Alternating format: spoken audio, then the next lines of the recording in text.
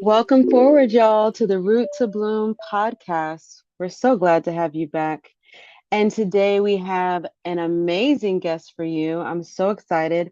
Mame's here, one of the incredible consultants in the Root to Bloom Collective. And Mame is so dynamic. Is going to talk to us today about storytelling. Mame is a philanthropic comms guru, a poet, a storyteller, and the co-organizer of the Young Feminist Collective. So we are so excited to have you. Mame, would you please introduce yourself? Hi, everyone that's listening.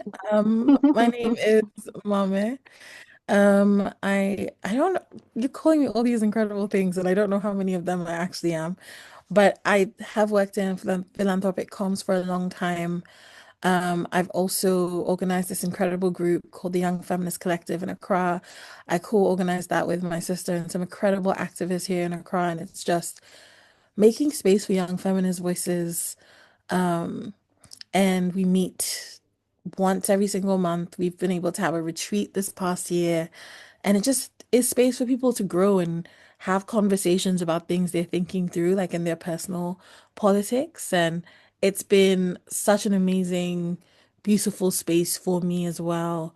Um, I love writing. I've always written, always done poetry, and that's kind of fed into my professional life. And I'm really passionate about a lot of things. And I think that shows up in all of the different ways in which I like work and exist. So yeah. That's so interesting, Mame, hearing that, you're really drawn to writing when you're much younger. And so I just kind of want to double click on that. Maybe we could start at the beginning. What first drew you to writing and really essentially storytelling? I want to know more about how you started to develop your own voice and what that was like. I know that's something that is not the easiest. I know me personally, it's been something I've had to really work at and I continue to work at. So maybe you could tell us a little bit more about how it all started. I've always been a huge reader, actually. So writing kind of was a thing that flowed from that quite naturally. And I feel like discovering your own voice is a bit of a journey that you take your whole life. And I'd love to say I know all about my own voice, and I feel completely self-possessed every single time I take up any sort of thing to write, but I don't think that's true. Definitely when we were younger, we had to actually write an autobiography in class six, which was a little bit ridiculous as I was like 11, but you had to kind of journal your life and what you wanted. And it was the first time I'd like sat down and thought about my future or like my past and come up with this is the story of how I became like a person. I don't know if that affected me in any way other than showing me that I was fully capable of doing that or thinking about things and thinking about how you start and stop something. It was a beautiful project. Everybody in class six did it, and it was like thick little books of our lives. Um, but going into high school, I just always understood who I was in a very particular way. Like all of the reading helped me understand how I felt. A lot of times I would have feelings about particular things and I wouldn't be able to interpret them. And I think for me, reading really helped me begin to get the tools to interpret things or to figure out why I felt something. I always say that like feelings are data and like they're the first thing that tells you that like, okay, there's something here. It's on to your, it's sort of on you to sit down and go through those feelings and find out what's at the root and where that thing comes from. And understanding myself as I write was mostly about also doing that sort of journey just on a page. Because a lot of times my writing is very much inspired by how I'm feeling or my emotive reaction to something. And all of those things are rooted in experiences or belief systems that I might have. So yeah, I think I just came to that sort of finding a voice as just enjoying the journey of becoming a person, really. Because it's not stagnant and self constantly changes. And I feel like when you put so much pressure to have a singular fixed idea of who we are, we miss all of the other bits in between that would actually inform us even more about who we are. Like I wouldn't call myself a any kind of writer. Like there's nothing I'd put before the word writer, but I would say that like it's as much about the journey, about putting the pen to paper, about the thing and just doing it as it is about saying that like this is a beautiful thing I've done, etc. I don't know if that made any sense. Yeah, I think that that made so much sense. I really took from that. It was really interesting that you said like feelings are data, and I think that's so true. And it sounds like writing that autobiography, which what a cool teacher that came up with that activity. That was a lot of data gathering internally in your own internal world. And it sounds like that contributed not only to your interest in writing and, you know, even more reading, but your own self-development. It sounds like that was really an influential moment that really impacted your journey. I mean, would you say that's right? And you know, either way, I'm curious too, like what do you think has motivated and propelled that even forward until today? Like what really lights you up today in terms of that process of storytelling and grounding in that? I think it was, and it's funny because I'd never thought of it as that until I started answering the question. I'd never realized how important it was that we did that and that everybody did that.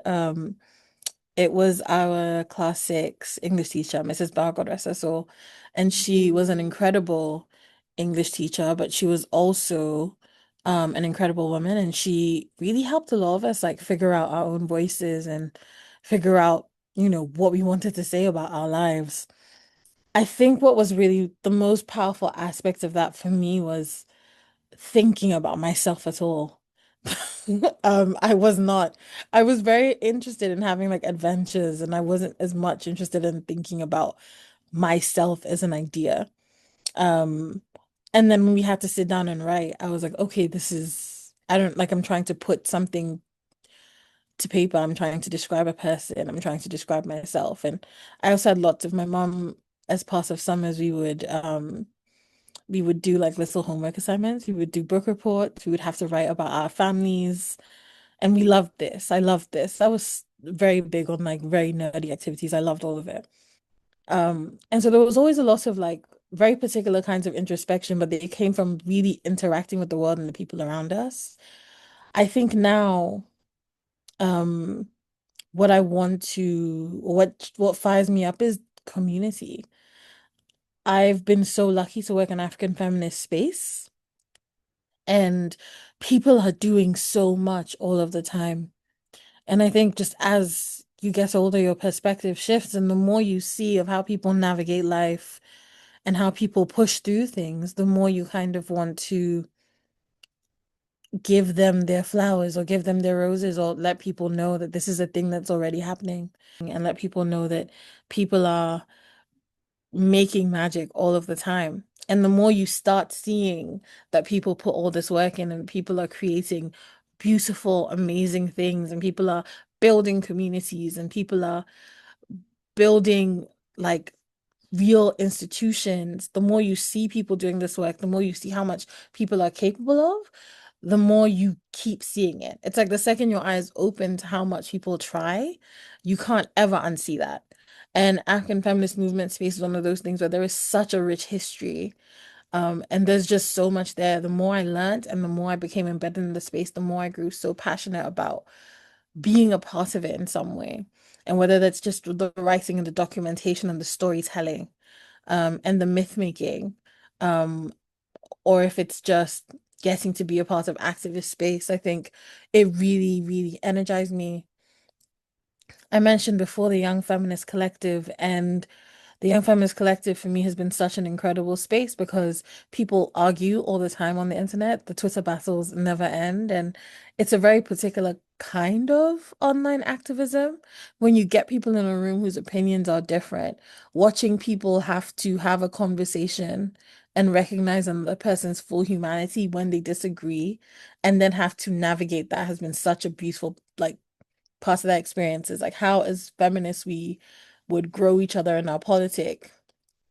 And it doesn't always have to be like a screaming match or whatever, but it can also be an exchange of ideas that is rooted in a deep knowing and love for another person's humanity. And I feel the same way about any sort of online whatever, like diaspora rubbish or whatever.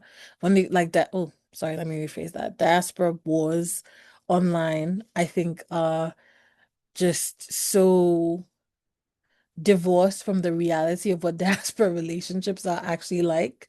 Um, and I just think there's just so much beauty in conversation and being with people and seeing people. And writing for me has been also about letting people feel seen and taking the time to see and to storytell about other people's life experiences and communities' life experiences. It's as rooted in like community, I think, as I have come to be.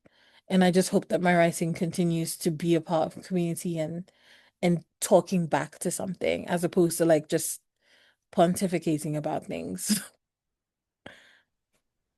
Absolutely. That's just so interesting and insightful how seeing and looking are almost a starting point. Because after seeing and looking, there is thinking and reflecting and pontificating and being introspective. And then you cultivate the story. And that's really it's really interesting to hear like your process and your inspiration now being African feminist spaces and your collective.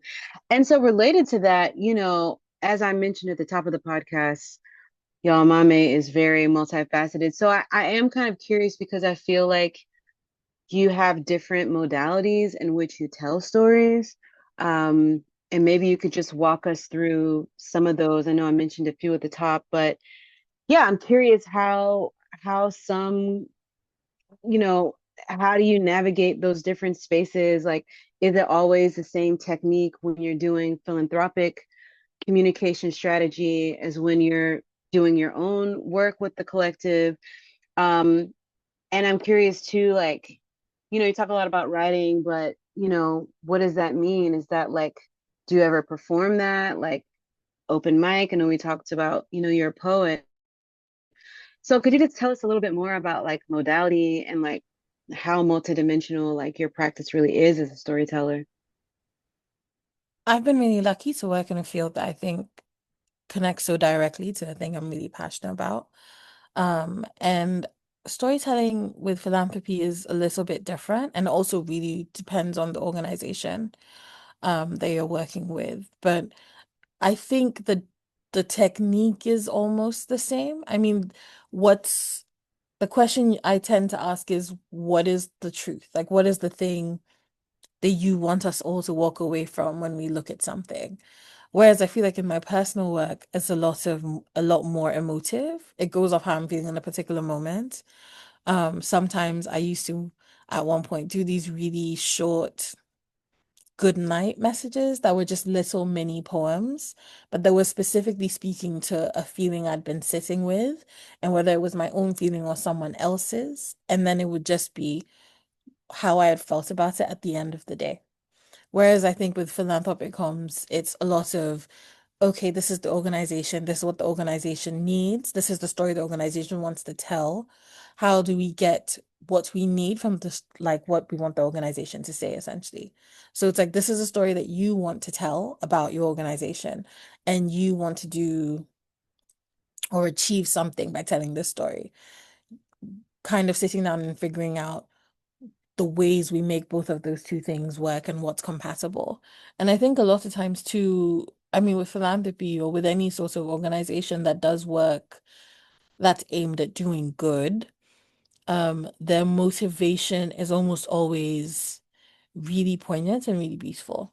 It's rare that you go to a philanthropic organization or any sort of nonprofit organization and you ask them, why do you do this work? And then the story that they tell you requires you to sit back and think of like spin. A lot of times, the actual story about why people are doing the work that they're doing, especially in like nonprofit or development fields, is really, really poignant. And I think sometimes in trying to achieve all of the SDGs or fill out all of the fundraising forms or make sure that you're meeting all of your like national criteria, the meat of the thing gets a little bit murky. And so I feel like with philanthropic comms or comms for nonprofits, getting to sit down and have conversations with groups and be like, what is the thing that really matters to you? Or what is the thing that is central to your existence? Build your entire comm strategy around that thing because you will always be able to talk about it. It will always have like the truest ring. And I feel like in this age, especially with like all of the AI and all of the ways in which like people pay for bots to do every single thing, and there's just a lot of chatter, I feel like the truth somehow manages to cut through a lot of the noise.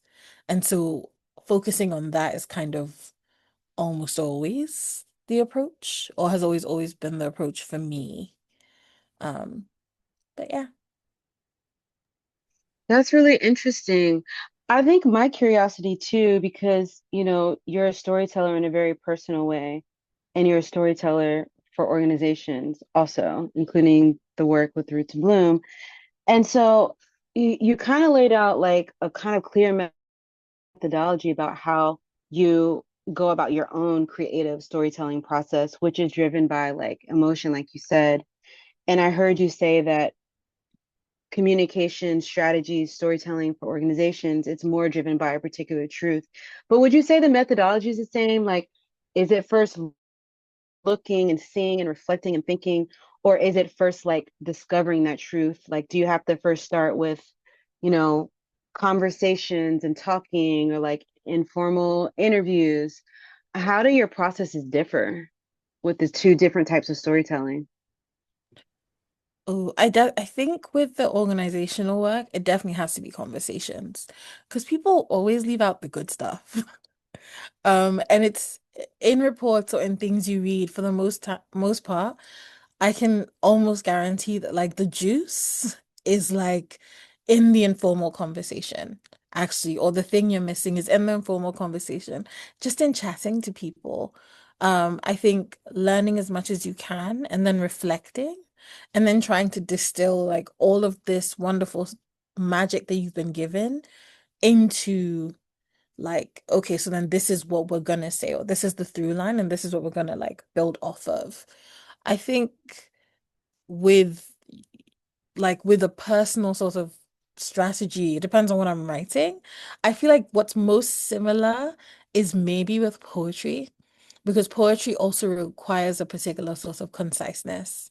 And so if I'm writing poetry, it's like, okay, you have all of these big feelings. You kind of are trying to work through why you feel a particular way, or you're trying to work through thoughts, and there's a lot of them. Poetry also requires you to take all of that and like make it like bring it down into something that's quite short or quite concise or that can hold a lot of things in like a very small amount of space. You have to be quite economical with your words. And it's a bit challenging, but I enjoy that. Whereas if I'm writing like a story or charting out a shorter story, it's less like that. It might come as an idea, and then I have to go and do a bunch of research to figure out if this idea that came to me in the middle of the night has any worth, and if I want to like research it a little bit more and build it into a story and build it into a world. Whereas with organizational comms, I think it's more about doing all of the research and then coming to the through line, the thing that feels like it's the most true. For that could be for like an entire organization, it could be for a campaign, it could be for whatever, and then building off that truth to like build a campaign or build sort of any sort of organizational comms product for the organization in particular. That's really, really insightful. And I think a great tip that Mame just gave for organizational comms is the juice is in the informal conversation. So you all remember that when you're working on your comm strategy for orgs. Mame, I want to just pivot with a really real question because, as you know, as a fellow artist and creative, as a fellow storyteller, the creative journey is not always the easiest. It has its hurdles. And we want to know, like, what have been some of the hardest challenges you've had to face along the way? But most importantly, how have you moved through them? How have you overcome them? I think I'm trying to think of the hardest ones. A lot of them have been situational because I think as much as we all want to exist in truth and speak truth all of the time, sometimes no matter where you are, you're gonna have to really figure out what is the best thing to say. Um, and how do you say it? And sometimes what the best thing is to say is not necessarily what you want to say. Um, and that can really feel quite heavy as well. And I think some of the hardest times have been when I'm really in a lot of like emotional distress, I actually find it quite hard to write anything. With organizational work, it's quite different because it's quite removed from myself, but there were times where if I was dealing with loss, I really struggled to write.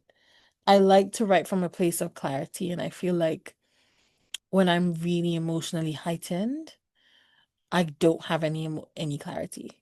And it makes it really difficult for me to say anything and feel like I'm present enough to even say anything. But in general, with work, I think most of the complications just come from doing any sort of work. I mean, and a lot of those hurdles just require conversation and patience and time. And also taking time to understand what someone is really asking of you.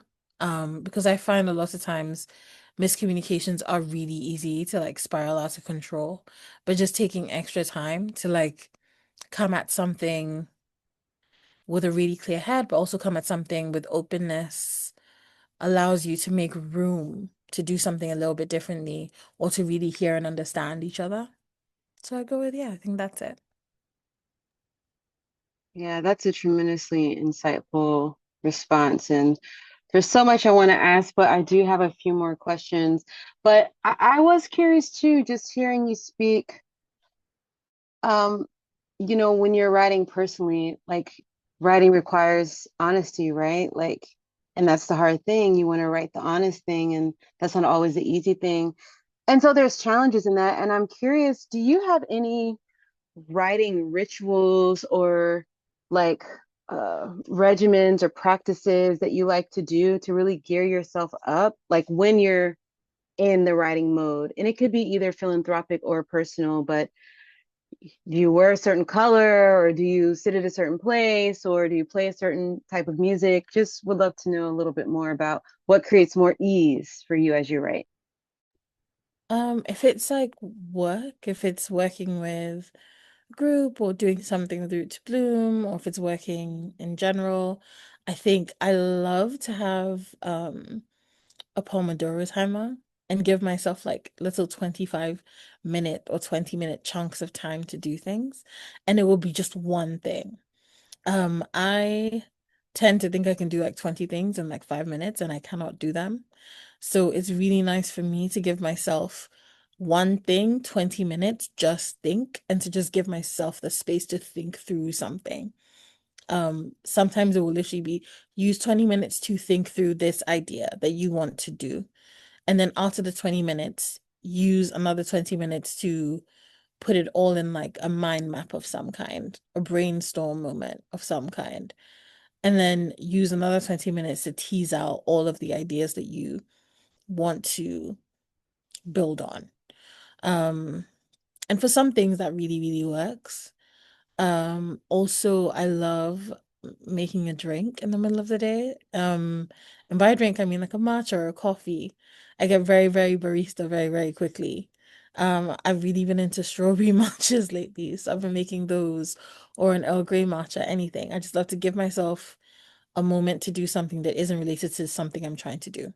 Because my brain also gets very caught up in trying to work out every single tiny detail. And so taking a break from something is actually really key to my process. I need like one break, I would say every hour, like a 5 minute break, but then I'd say every like 3 hours, I need like 20 minutes away from like a screen of any kind. And just make a coffee, make a tea, make a snack, walk around, dance to some music, settle into your body, and just be present, I think really helps. I think personally, it depends on what I'm doing. I love making playlists right before bed, and so I'll normally do that. And sometimes after that, I will do my one line a day. I tend to write one line of anything every day. I don't really succeed at journaling, but I'll write one line of something every day. If that's a story, if that's a poem, if that's just me talking about a feeling, that's my version of journaling. Um, and I love to do that as well because I feel like that also helps me get to a place where I feel like I'm not producing something or being productive, but I'm putting my energy into something creative, even in moments where I feel like I have no space for creativity. It just helps. Um, and yeah, I think those are as far as rituals go. That's what I've got. Those are really good. And yes, you are very devoted to these cold drinks, especially matcha and coffee. So it's nice to hear how that formally integrates into the way you break up your time in writing. Those are really good practical tips, especially the Pomodoro timer. I really like that one as well. Um, yeah, I guess just as we start to come to a close, from this amazing podcast so far, I am curious for the people who are listening who maybe are really, really wanting to develop their voice, or maybe they're just beginning to explore their own voice. Maybe they're not even familiar with that concept and they just kind of write on autopilot. What would you say? What would you offer? What kind of advice would you give, especially if maybe they're not even sure where to start and feel kind of lost with storytelling and developing their voice?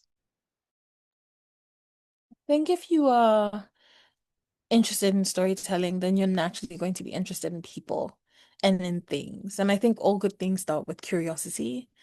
And so I'd just say chase that, like chase your curiosity for anything.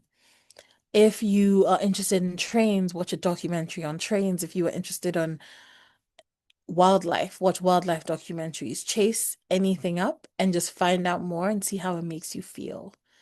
I would also say chasing your curiosity, but also really getting comfortable with spending time with yourself and doing something that's just for you.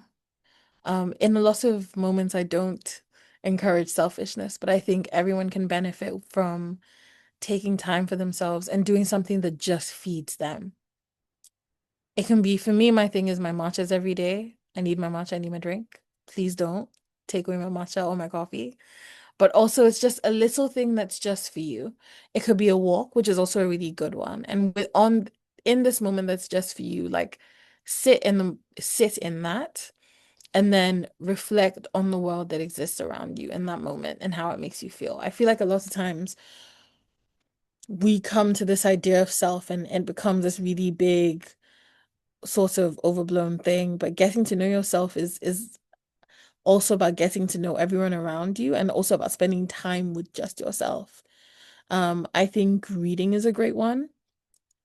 Read widely, read about people that don't look anything like you, read about people that don't know anything about where you're from, but also read things that are yours, right? Things that come from where you're from, things that have a voice that sounds similar to like what you think your voice sounds like, or that sound that resonate in a very like deep, truthful way with yourself, especially if you're like black or brown listening to this. I think in a lot of ways, our histories, our truths, our stories are tend to be put on the back burner. And I think making it important in your life to focus on that, on your history, on your truth, on all of that, on your stories, also gives space for that self-development. I think history and where you've been and who has existed before you is such a great way to start to understand where you come from.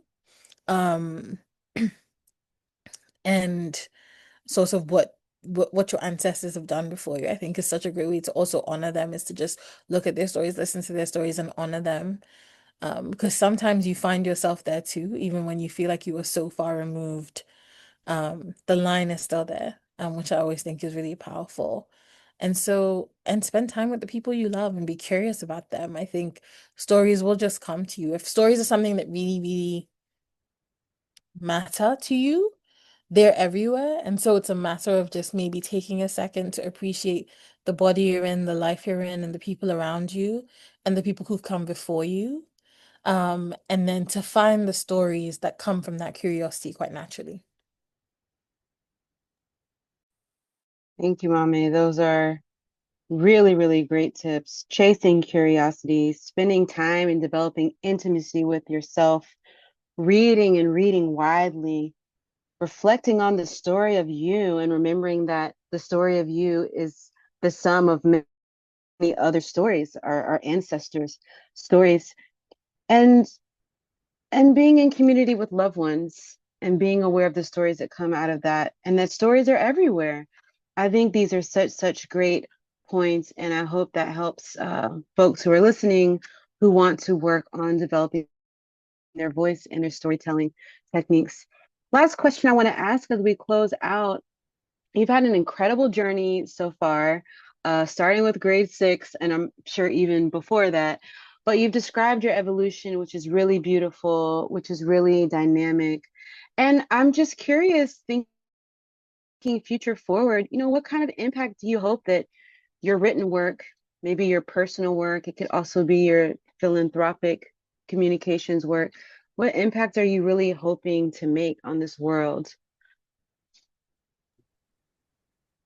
Oof, that's such a good question. I think, and I was just thinking about this the other day. I think personally, I want to love and be loved in a way that enriches the community and the people around me. I want to write and be a part of everyone that I love stories. I want to enrich everyone's lives. And I think I was thinking at the time about legacy and like what people leave behind them. And I was like, the only thing you can really leave behind is love. And so I hope all of my work is rooted there, in the community and the amazing things that people around me are doing. I hope to give every single person their flowers and just to continue to build, um, on community and to build a better world. Like if I leave this place any better than I found it, I think I've done enough. And that's kind of the most important thing, to love enough that my funeral will be packed and to love enough that I change all of the people around me. I think is probably what I would want the most, what I'd want my journey to embody. That's so beautiful. Thank you so much for sharing. Mommy, where can the folks find you? So you can find me, but also my incredible co-organizers at Young AfriFem. And we've just got lots of different meetings, and we're going to be doing some knowledge production as well. Um, there's also a couple of like reading lists and fun stuff like that on there as well. So you can find me there for now.